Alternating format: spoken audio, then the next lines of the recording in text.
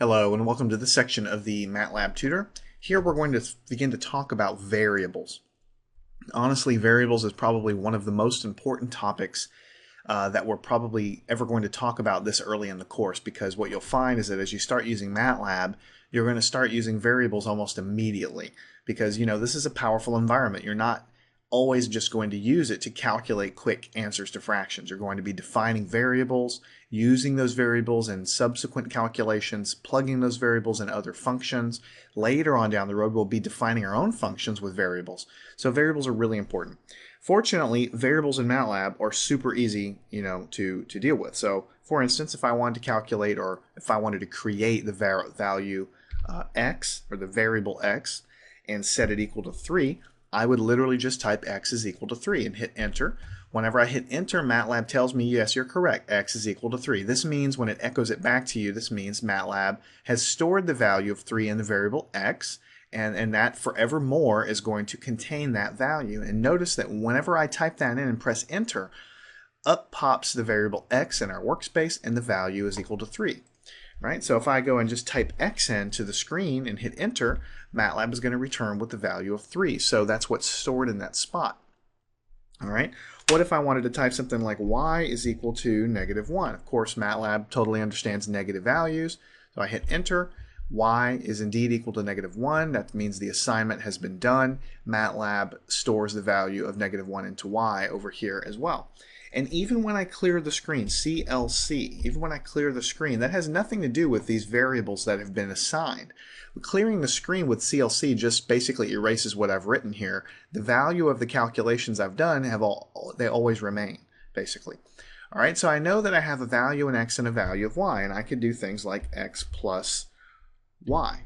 And I could just hit enter, and I can get that result. Right? It's going to add those two things together. I can do x minus y, and I'm going to get a number back in all these cases. I can do things even weirder, like x minus 2 times x minus x squared, right? So I have a y here, y minus 2x minus x squared, and if I wanted just to wrap the whole thing in some parentheses, say, okay, that's the numerator of a fraction, and I can divide that by y, then I'm going to get a value, right? It's going to take all these numbers, calculate the numerator, divide by the calculation of the denominator. Now, this surely does beat typing all the numbers in here. It looks cleaner, and in many cases, you're going to need to do this to get the answer.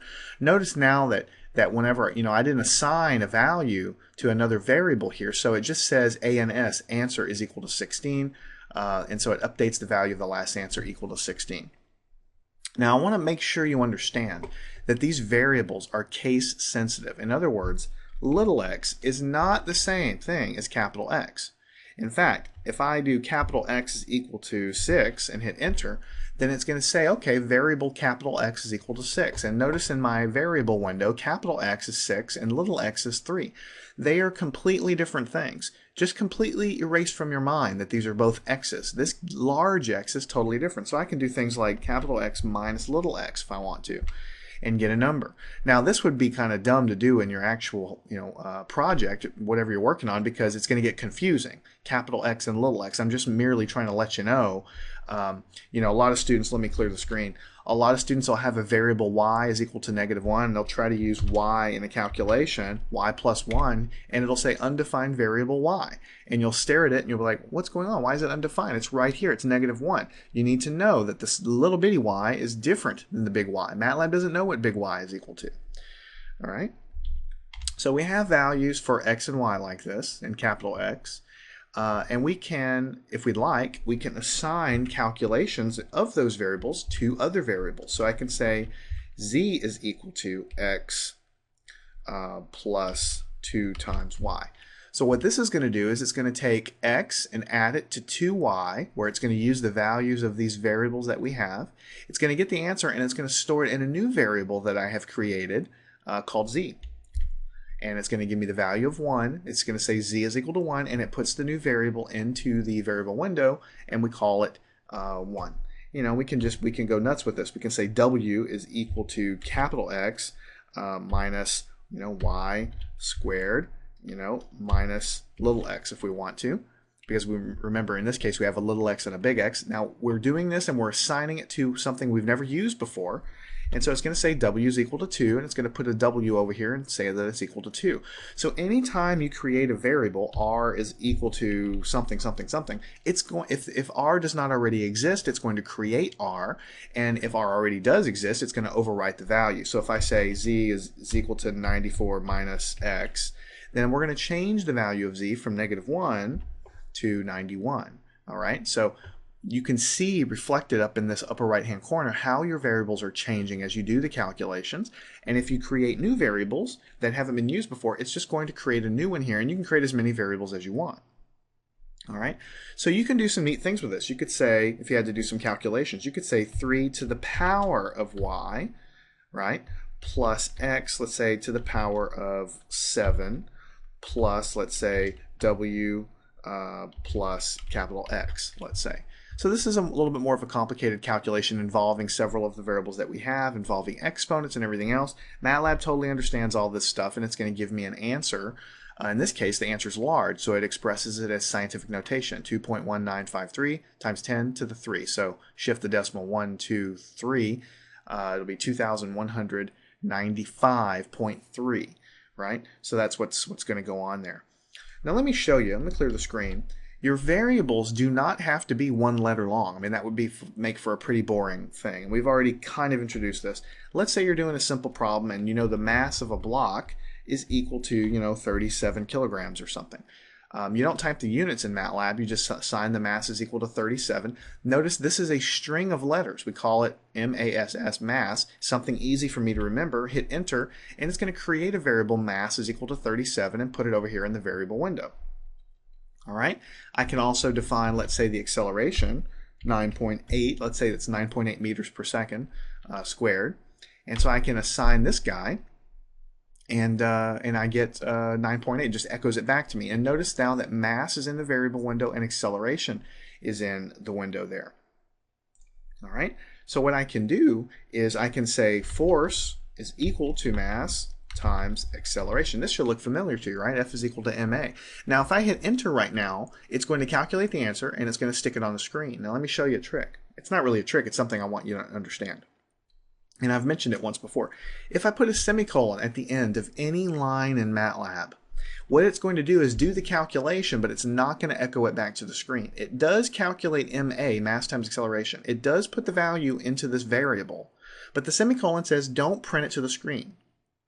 All right.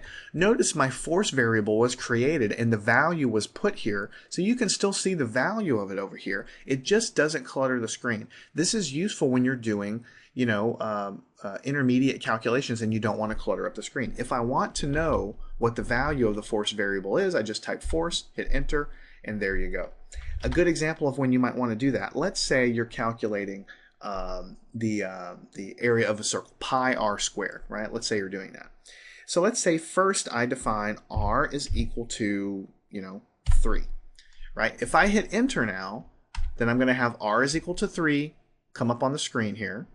And if I hit, if I want to do the pi r squared, I'll say pi times r squared, like this.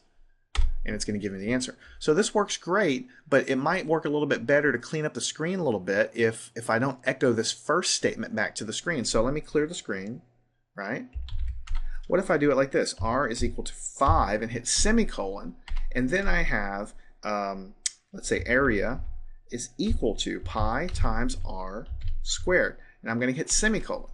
So now it executes both lines. The radius is equal to 5. The area is equal to pi r squared. All right, so I've done all the math, but I just haven't cluttered up the screen with all of those little intermediate echoes back to the screen.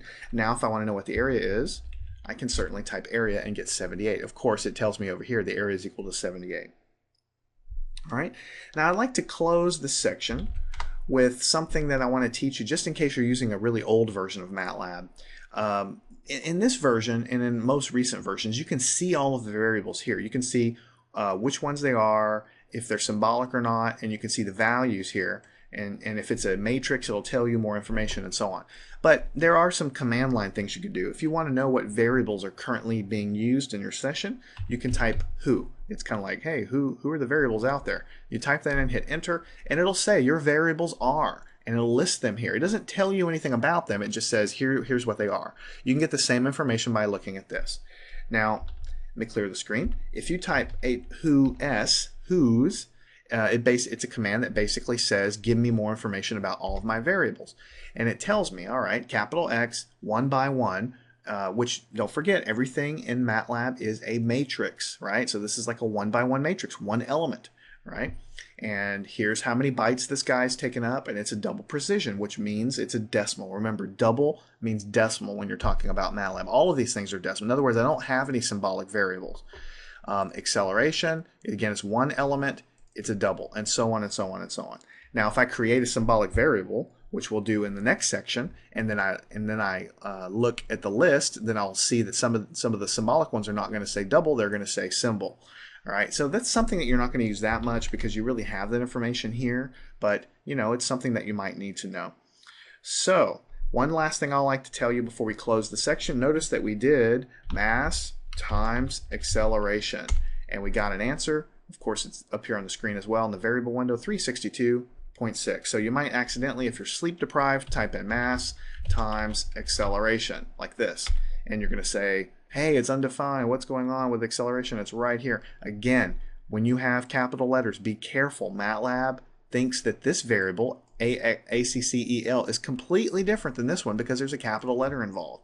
So if you ever get an undefined variable that doesn't seem to be right, go back and make sure that you spelled it right and that you've capitalized it correctly, because 9 times out of 10, that's going to be the issue.